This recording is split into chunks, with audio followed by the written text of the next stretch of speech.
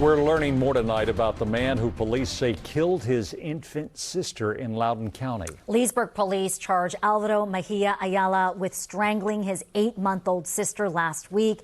She died early yesterday. The Department of Homeland Security said he is in the country illegally, and they've issued an immigration detainer, which is the first step in the deportation process. Yesterday, DHS issued a news release that called out local police. Today, DHS has changed its statement. Our Northern Virginia Bureau reporter Drew Wilder explains what's going on.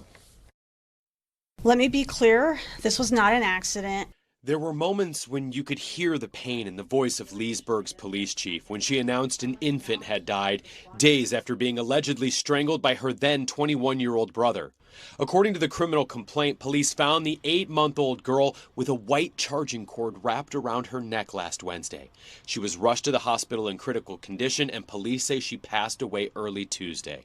The Department of Homeland Security issued a news release saying the suspect, Alvaro Mejia Ayala, is in the country illegally, and the release called out local police, saying Mejia Ayala had been arrested last year, but claiming local police released him before ICE could secure an immigration detainer on him.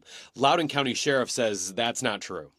ICE was aware that he had been taken into custody. They're aware that he was here illegally, but they did not issue a detainer, so we didn't have the ability to hold on to him or turn him over to ICE. When federal agencies take a stab like that, does it damage the reputation here in Loudoun County? Well, I think it was a little confusing what they put in there, and I believe I reached out to the administration. I believe that may have been corrected. News 4 checked the online news release today, and it had been updated.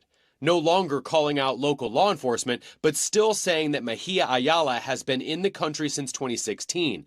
The news release turns political, blaming the Obama administration for, quote, releasing him into the country, and then blaming the Biden administration for not deporting him last year. The news release does not address that there wasn't any immigration action taken against Mejia Ayala during Trump's first administration, but says now it has secured a detainer on him. Right here is a perfect example of why it's important for us to work with ICE. Earlier this year, Sheriff Chapman joined in a 287G agreement with ICE, which allows Loudoun to hold people without legal status for up to 48 hours to give ICE time to take action. The program is controversial, and several people in Loudoun have called for the sheriff to end the agreement. 287G would not have applied in the strangulation case because Mejia Ayala was already being held with no bond.